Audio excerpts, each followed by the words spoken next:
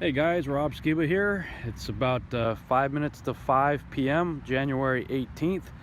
I am shooting a video of my shadow as it is being cast by the sun setting behind me. Now today's one of those days where the moon is up at the same time as the sun. I want to point something out to you.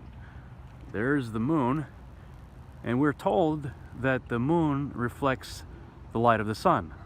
Well, if that's the case, I'm going to angle my iPhone here to the direction of the shadow. Okay, so the shadow is perpendicular to the angle that my phone is right now. See, it's about a half moon, and so you would think if the moon is reflecting the light of the sun, then the source of the light that would cast that type of shadow should be directly across from it, somewhere up here in this direction, right?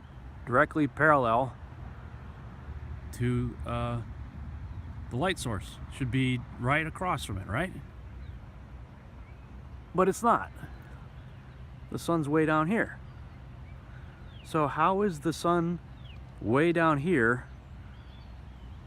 getting that angle of a shadow on the moon? Why isn't it doing the same thing to the moon that it's doing to me? Casting an appropriate shadow from the appropriate angle. Okay, now it's about 5:45 p.m. or so, about an hour later from the last video that I shot. See the moon going, see the sun going down in the west over there, and go this way and up, and there's the moon with the shadow angled this way.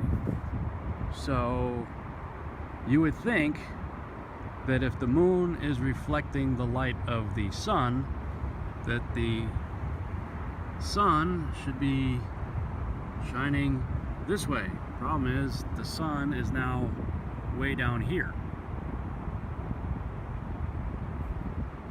Look at the terminator line of the shadow. You would think the light should be coming directly across from it, but it's not. It's way down there. The angle is totally wrong for that shadow.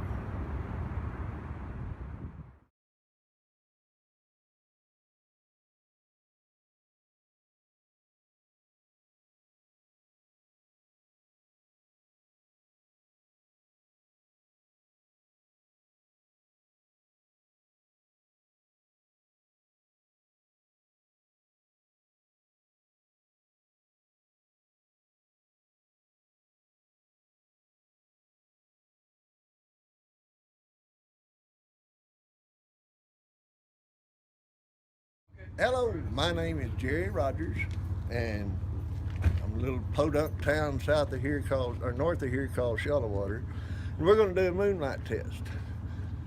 And the moonlight currently in the shade, I'm going to get a recording of somewhere around 40 degrees. And then we go over here to the moonlight full on, and we've got 32.5, 33, somewhere right in that area. And you can go right back over here around to 40. Now, would that be because we're looking at incandescent light coming down right here, or could If you want to go over there, I don't care. So it's the same either way. It's either way. Apparently the moon don't seem to matter. Okay. Just so as long as you can get the there's a moonlight shadow like right here? itself and the shade of the moon. So that's the shade. In the shade, it's 39 degrees. And then you go to the moonlight, and you got 32. 32. Wow. Or 33, 32, 33. Is it more dramatic when it gets darker? It seems to be more dramatic when the moon is fullest. So the moon, like on a full moon, Like the fullest and a completely moon, dark I'm getting night. sometimes 12 degrees. 12 degrees. So Yeah. the more full the moon is, the cooler it is? It seems to be. It's a half moon right now. Don't ask me why, because I don't know. But I know it works every time I've tried it, everywhere I've tried it. Don't matter if I'm at the ranch or at Shallowater or Went over to my 85-year-old uncle's house and did it in his front yard, and he made me go buy him one.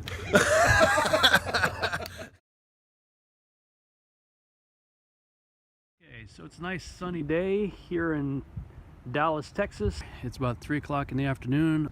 A couple days ago I got this pretty cool gizmo in the mail. I ordered this Centec infrared thermometer.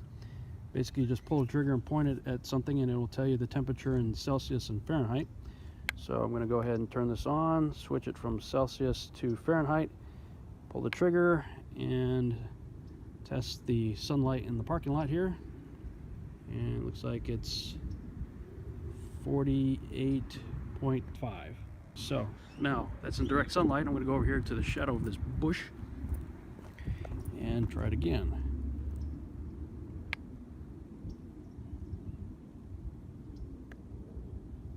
And 28.4. So it's about 20 degrees colder here in the shade of this bush than it is in the direct sunlight. I'm going to give this another test next time it's a full moon. I'm not sure when the next full moon is, but I've been told that it's pretty much the direct opposite when you measure shadows of moonlight and direct moonlight. So we shall see.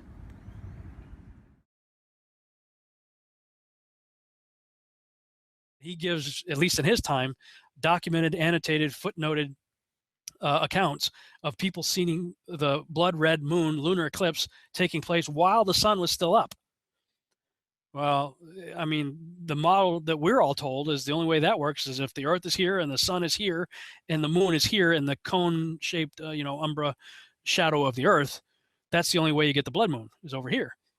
But yet, if the moon's turning into an eclipse and the sun's still up and you're on the Earth and you can see both, something else must be causing the eclipse. So, and then when I looked at that, I saw that many ancient cultures believed that there were other dark orbs or dark objects or, invisible objects that were also part of our system. And the Hindu version of it was particularly interesting to me. Rahu and Ketu were the two entities that they named as the ones that basically were responsible for, they were decapitated heads. Interesting, I used that earlier, that would try to swallow up the moon.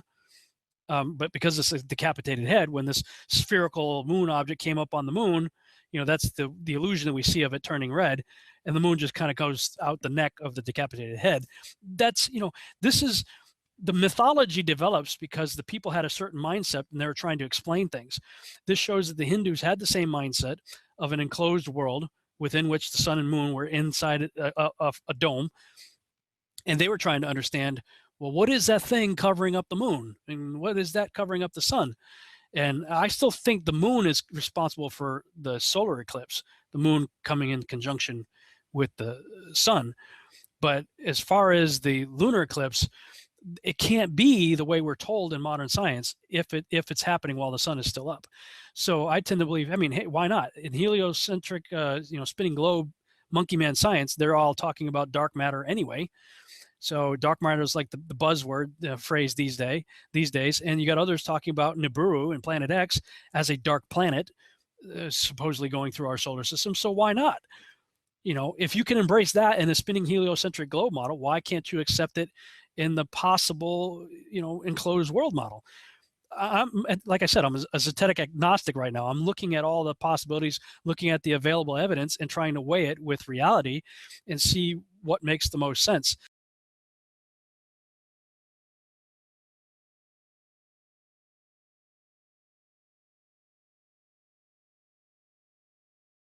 Today is Monday, September 28th, about 7:15, and you can see that's about the time the sun sets around here, about 7:15 or so. Sun's setting out there in the west. Let's go ahead and punch up my compass app, and let's see here. There's the sun going down in the west. The moon came up in the east, just up above that little covered stairwell over there, and it was right about there at roughly 9:11 p.m. Central Standard Time. And the direction we are looking there is about 100 degrees or so. Let's see. Yeah, about 100 degrees east. It's where the moon popped up. The only problem is the sun had just set about an hour and 45 minutes earlier right behind us, and yet the shadow was coming from this direction, which is north. How did the shadow from the earth being cast by the sun, which set in the west, end up coming from the north? It is now 8:15, Monday, September 28th. So about an hour ago, the sun went down right over there, and directly behind me now, the moon is popping up.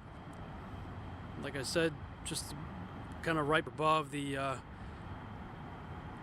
covered stairwell over there. Yesterday was actually a little bit further to the right. So there's the moon about an hour later. 2 hours later, last night, it was higher than it is right now, of course. And the shadow was coming from the north, which is where the building is right there to the left. Sun went down in the west, right behind us. Shadow of the earth came from the north. We are looking at the compass pointing north. That is north. Here's the buildings. There's the moon. That's west. That's north. That's east. The shadow, allegedly, of the earth appeared on the left side of the moon, which is the side facing north. So if the sun went down behind us in the west, you would think the shadow would have been on the bottom of the moon instead of the left side of the moon.